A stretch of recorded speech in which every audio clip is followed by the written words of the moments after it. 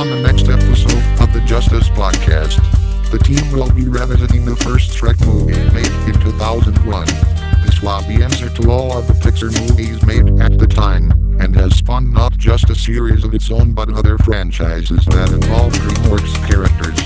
20 years after its release, how do the boys think it holds up on this modern day? Next, the team will be talking about the movie 300, directed by Zack Snyder, the second film made by the man.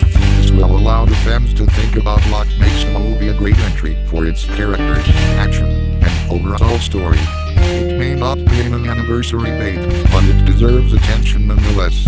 Then the team will be talking about the first Thor movie. This was made a decade ago, and was from a time where the god of thunder could be taken seriously. Even if he lacks the action that later films have, there's a specific flavor to the first movie that makes it feel more in-depth and organic by comparison to the later films. And finally, the team will be talking about the Transformers Prime Wars Trilogy.